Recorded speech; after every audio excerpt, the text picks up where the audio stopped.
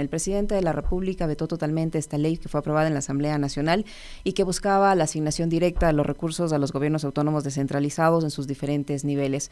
Los gobiernos autónomos descentralizados que hoy por hoy afrontan problemas muy serios debido a la falta de recursos, a la no entrega oportuna de recursos. ¿Cómo toman como Asociación de Municipalidades del Ecuador esta decisión del presidente de la República y frente a ella qué se puede hacer? Buenos días, bienvenida. Gracias, Licenia. Un gusto saludarle a usted, a Alexis.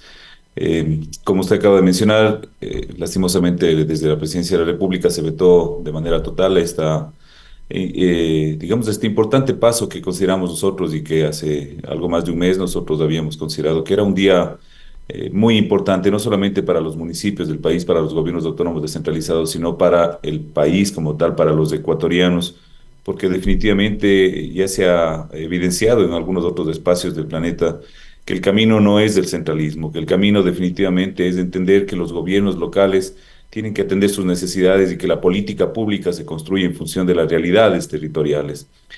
Y en ese aspecto nosotros habíamos buscado que efectivamente la Asamblea Nacional pueda debatir la posibilidad de que los ingresos ya no vayan desde las arcas del Banco Central hacia el Ministerio de Economía y Finanzas y luego para que de manera discrecional puedan entregarnos los recursos que son nuestros, por supuesto, o en su defecto digamos, de alguna forma utilicen esos recursos para cubrir algunas otras necesidades. Esto nos garantizaba a nosotros poder cubrir y cumplir a cabalidad con las necesidades y sobre todo entender que la estructura de los presupuestos que nosotros hemos manejado han sido pensados en las necesidades prioritarias y muchas de ellas necesidades básicas insatisfechas como la dotación de agua potable, alcantarillado, saneamiento en general, que son servicios que permiten dignificar la vida de los ecuatorianos y las ecuatorianas. Cuando ya la Asamblea Nacional aprobó esta reforma a la ley, donde definitivamente los recursos pasarían directamente, para nosotros fue un día de júbilo, pero entendíamos también que existían estas dos posibilidades, la posibilidad de que el presidente vete totalmente o vete parcialmente. Uh-huh. En este aspecto nosotros habíamos abrigado la esperanza de que el gobierno nacional nos invite a mesas de trabajo, a mesas de diálogo, donde técnicamente tengamos que definir. Sabíamos que efectivamente tiene la potestad, pero no se trata de que definitivamente en función de la potestad se tome una decisión que definitivamente afecta a los municipios, a las prefecturas, a las juntas parroquiales del país. Y esto obviamente, Licenia, no es una acción en contra del gobierno central actual, sino más bien esta es una acción que hemos generado en favor de los gobiernos autónomos descentralizados, porque esto se ha venido trabajando desde el año 2010 y nosotros hemos tomado las riendas para tratar de que ahora en la Asamblea se pueda se pueda generar este debate.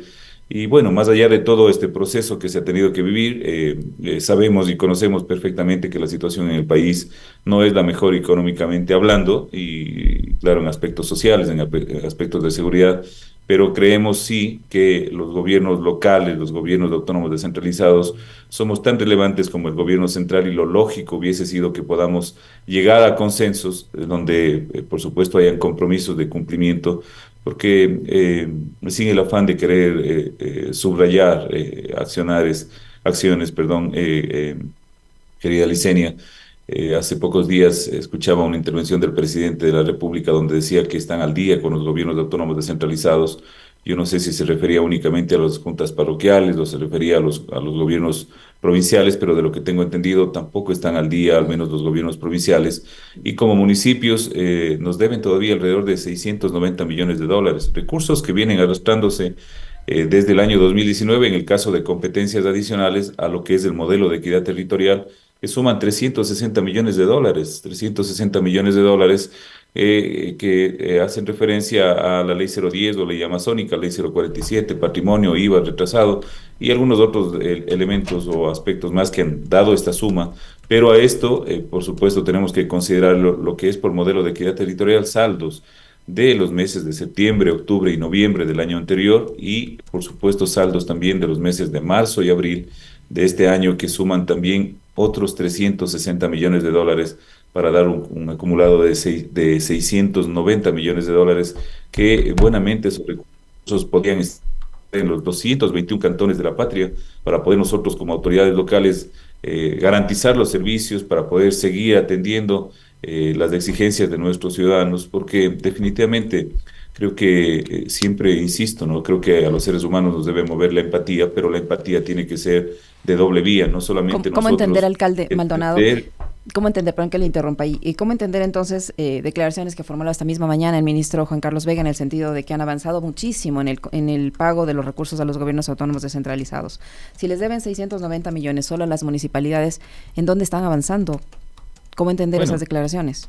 Bueno, también hay que entender de que definitivamente hace unos meses de atrás teníamos 3, 4 y hasta 5 meses de deuda. Hoy las deudas ya son muy inferiores a eso, pero sin embargo siguen siendo deudas que a nosotros no nos permiten cubrir definitivamente lo que hemos diseñado en un presupuesto en cada uno de nuestras ciudades, de nuestros cantones. Sí, seguramente hace referencia a que antes teníamos estas deudas acumuladas, hoy son menores, pero por ejemplo, una reunión que tuvimos la semana anterior, el último espacio que pudimos compartir con el ministro Vega, le consultaba que cuándo se va a poder regularizar los pagos pendientes del año anterior y me decía eso, alcalde, tendríamos que revisar para que sea pagado en bonos. Por supuesto, nosotros todo el tiempo hemos estado expuestos y abiertos al diálogo, tendiendo puentes para que esos puentes nos permitan dar soluciones, pero hay que entender también de que no todos los municipios del país estamos en posibilidades o en condiciones de recibir bonos o de generar un canje de deuda, por ejemplo, con el poder nosotros recibir bienes inmuebles, ¿no? Como también se había planteado. Y claro, esto es facultativo, no tiene un carácter de impositivo, es facultativo, pero bajo la realidad económica que tenemos en los municipios, la verdad es que no podríamos nosotros generar un canje de deuda. Hablo de los municipios pequeños, que somos del 85% de los municipios de todo el país. Es decir, sí, seguramente hay municipios medianamente grandes que puede interesarles de alguna forma generar este canje de deuda con bienes, lo propio, lo que se ha venido generando ya un canje de deuda con bonos. Eso es un planteamiento que nació desde la Asociación de Municipalidades Ecuatorianas y que luego sirvió también a las prefecturas del país. Y qué bueno que de eso se trata, ¿no? De tener estos espacios de diálogo y que sobre todo en esos espacios se encuentren soluciones. Así es que seguramente antes de hablar de una deuda de 1.300 millones de dólares a los GATS, y hoy hablar de una deuda de 690 millones de dólares representa un avance, sí, no podemos desconocer y no podemos ir en contra de la verdad, pero definitivamente no ha sido la solución para que nosotros podamos encaminar nuestras acciones. En este año de gestión que estamos como alcaldes y alcaldesas del país, lastimosamente nuestra acción se ha tenido que ver limitada a tener que lidiar o elegir entre pagar sueldos, décimos, salarios o proveedores y lastimosamente no se ha podido percibir en gran parte del territorio nacional, no se ha podido percibir el emplazamiento, la construcción de obra, la atención en servicios básicos, en muchos casos se ha visto deteriorada y no es porque los alcaldes o alcaldesas no sepan cómo hacer las cosas o no tengan la voluntad de servir, sino lastimosamente no hemos tenido las condiciones económicas que nos permitan atender a nuestros representados. ¿Cómo está, alcalde? Qué gusto saludarle. Existe. Usted como presidente de AME, me imagino conocerá y habrá mapeado muy bien la situación de los 221 cantones, incluido el suyo.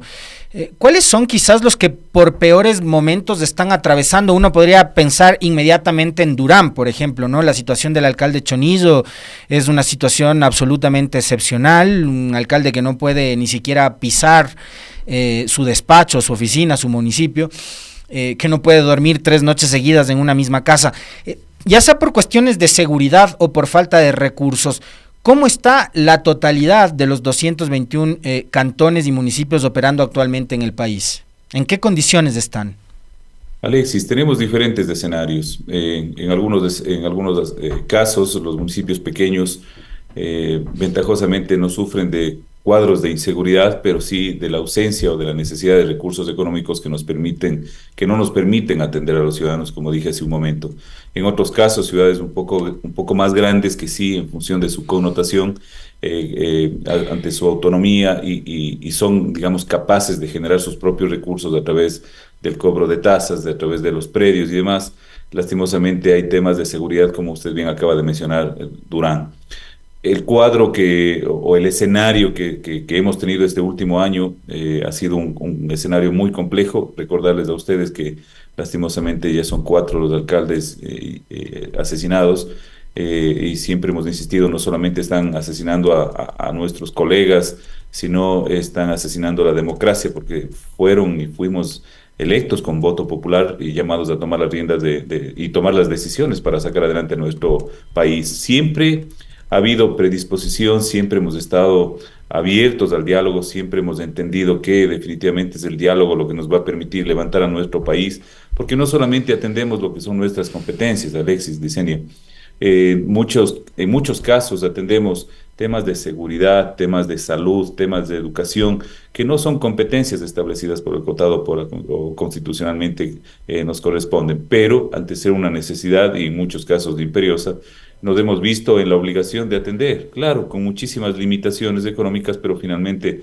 atendemos. Y así hemos venido en otras múltiples competencias que responden a gobiernos provinciales, a gobierno central, pero es la única forma de entender que el país se levanta estando todos unidos, ¿no? Así es que de los 221 municipios, hay unos que están, digamos, mapa de calor mucho más complejo. Todos conocemos lo que hoy, por ejemplo, ocurre en Manta, lo que hoy ocurre en Durán, lo que ocurre en otras ciudades, que realmente es complejo y que los alcaldes tienen escenarios muy, muy complicados. Y luego, en la parte económica, decirles a ustedes, a los ecuatorianos, muchas de las veces se critica y no se hace un análisis profundo del accionar de los alcaldes y alcaldesas. Decirles que, así como hay municipios grandes, también hay municipios pequeños que cuentan con presupuestos que ni siquiera llegan al $1.000.000 anuales. Con $1.000.000 anuales o con 850.000, $900.000 al año, lastimosamente no se puede atender. Alguien por ahí decía, hay juntas parroquiales que tienen presupuestos mucho más grandes, y sí, esa es la realidad, y por eso es que nosotros le apostamos a la descentralización. Entendemos que el camino es que las políticas que se vayan tomando sean en función de realidades territoriales, porque muchas de las veces en nuestro país se toman decisiones en función de un centralismo o de un bicentralismo, que prácticamente esto es hablar, que se toman decisiones desde Quito, desde Guayaquil, que digamos son los dos espacios más representativos del Ecuador, ¿no? Alcalde Maldonado, ¿qué pasó con ese ofrecimiento de la ministra del Interior, en el sentido de que les iban a apoyar con seguridad, especialmente a los municipios que tienen mayor problema en cuanto a la violencia, ¿no? ¿Quedó en ofrecimiento en realidad o sí les están cumpliendo, sí han enviado personal de seguridad para que les colabore?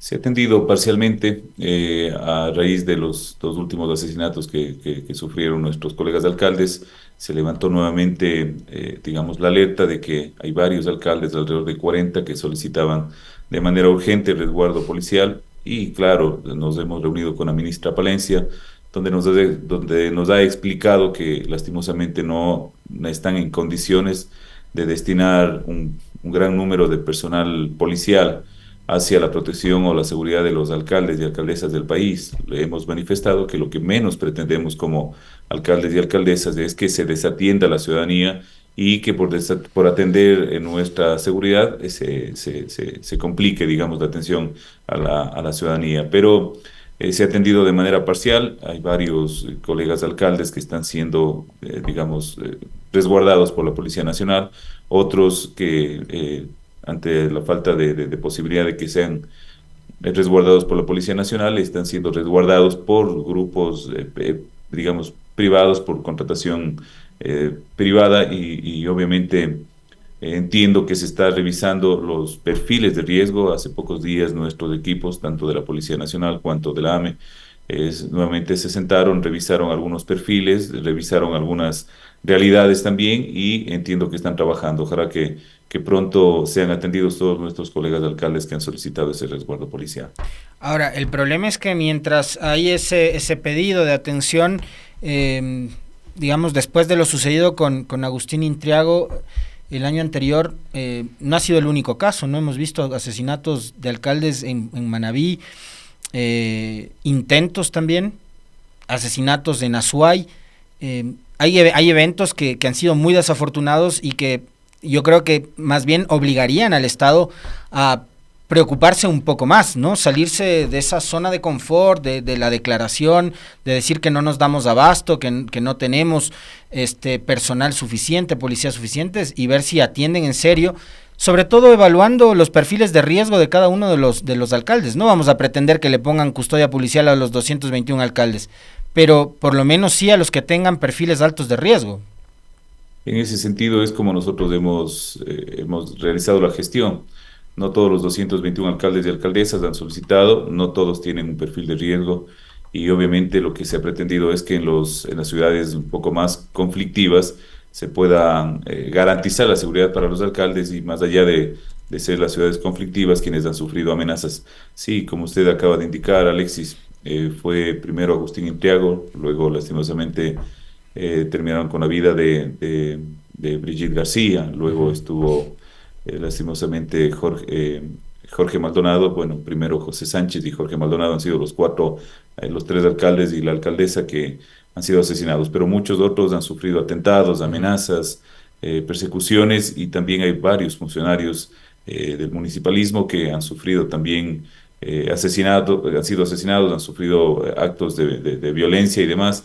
Y claro, esto preocupa, ¿no? Preocupa porque las autoridades de gobierno central, ellos sí gozan de, digamos, por su propia realidad, por su propia connotación, gozan de resguardo policial, pero sí es necesario que se atienda lo que se está pidiendo para nuestros colegas alcaldes. Usted con acierto menciona, es seguro que los 221 no van a exigir que tengan seguridad y como les acabo de comentar hace un momento, hay muchos que tienen resguardo privado, han preferido tener resguardo privado y así es como nos estamos manejando. La verdad es que ojalá que esta reunión que se tuvo hace pocos días, 2, 3 días, den resultados, ¿no? Den resultados inmediatos para la tranquilidad de todos. ¿Cómo es la relación al momento con la Asociación de Municipalidades del Ecuador, el gobierno, con usted y el gobierno, toda vez que hace algunas semanas, algunos meses, había una supuesta acusación de que tenían una posición política porque preparaban una movilización para reclamar la entrega de recursos? Finalmente eso no ocurrió, no hubo la movilización y ustedes están pues a la espera de que el gobierno, en medida de sus posibilidades, les entregue los recursos, más aún ahora que se ha vetado totalmente esta ley. Usted ha dicho que esperan que haya el consenso, esperan que el gobierno les dé los recursos. ¿Cómo está el momento de esa relación?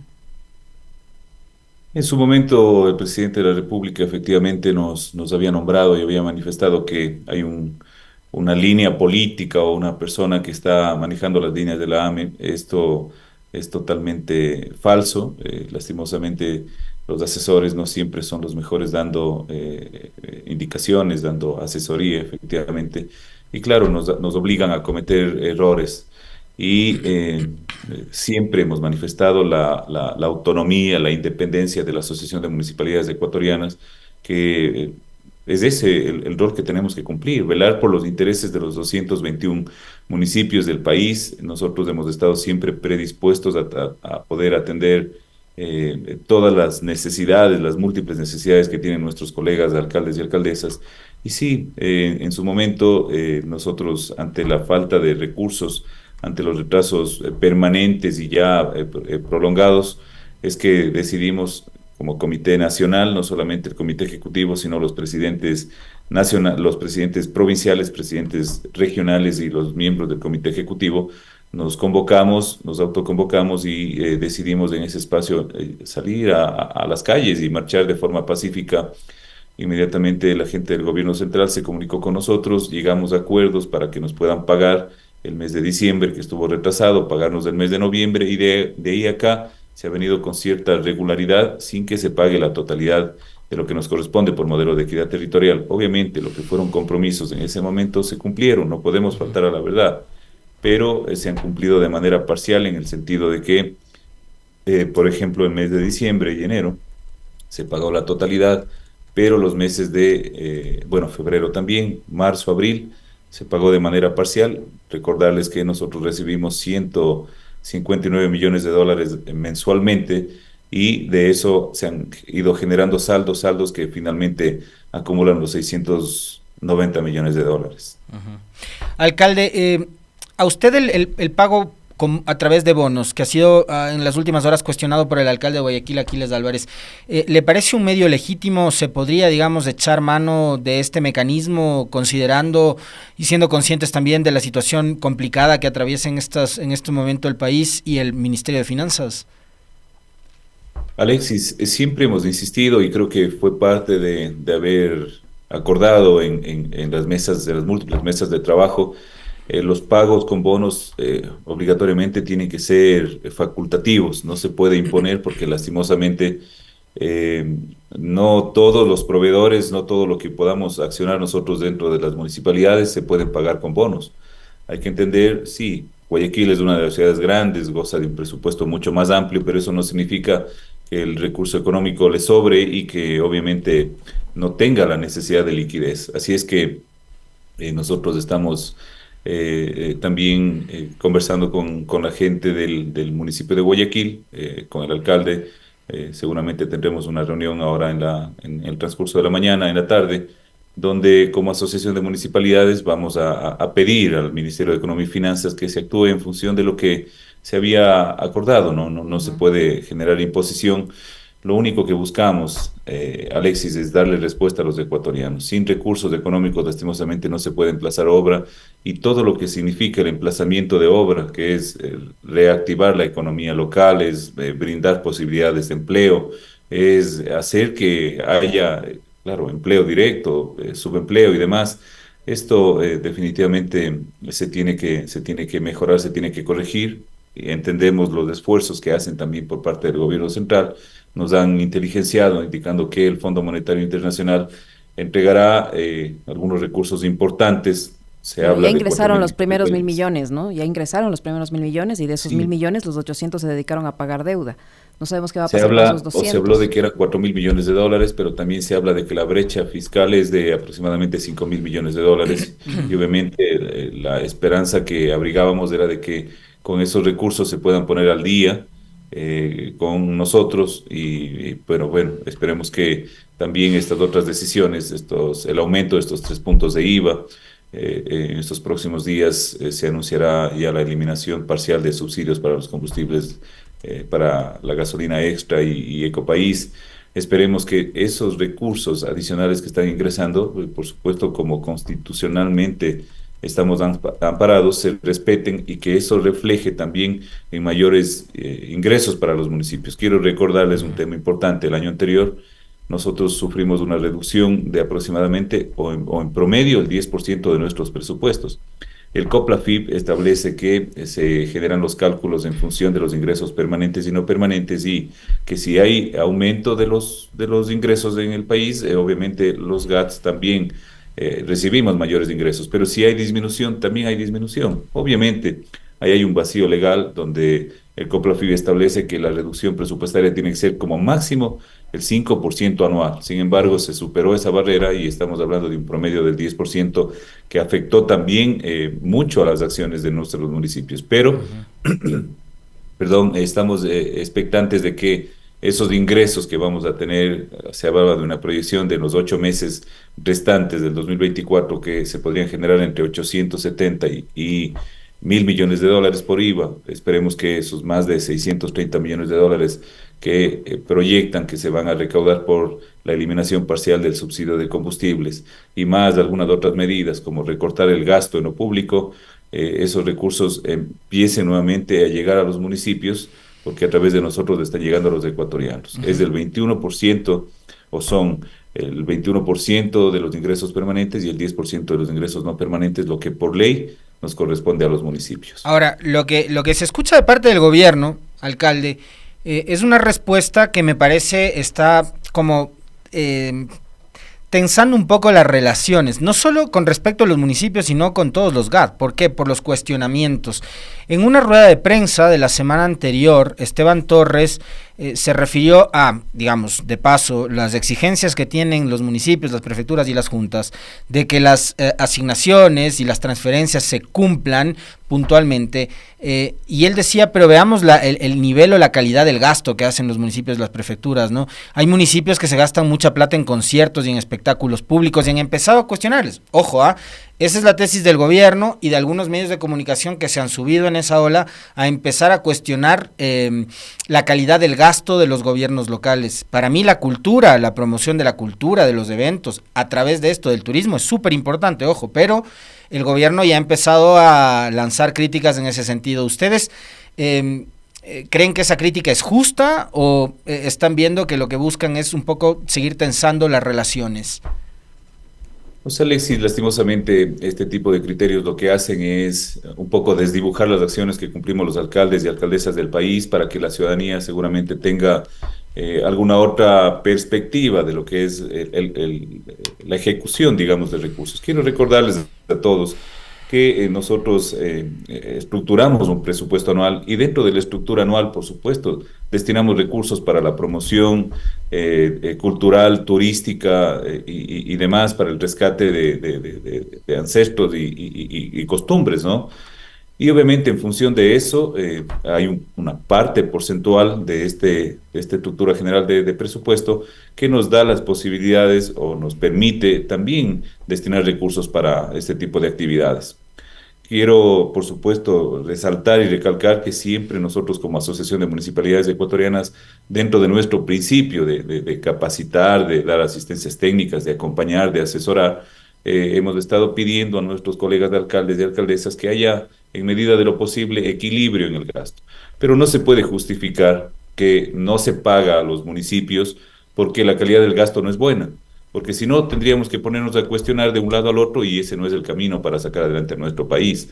Más allá de que el gobierno central a través del Ministerio de Economía y Finanzas transfiera los recursos a los municipios o directamente el Banco Central del Ecuador transfiera los recursos a los municipios, la calidad del gasto tiene que ser controlada por la Contraloría General del Estado. No es el gobierno central el que tiene que preocuparse de en qué están o estamos invirtiendo los alcaldes o alcaldesas. Pero sí, también hay que notar de que ha habido anuncios de festividades que han sido bastante pomposas, atractivas, donde han demandado una inversión bastante grande, digamos, una atención económica bastante grande, pero habrá que mirar si efectivamente esos recursos están saliendo desde las arcas municipales o también son efecto o producto de gestión con la empresa privada, que también es otro elemento que a veces no queremos ver, no queremos analizar.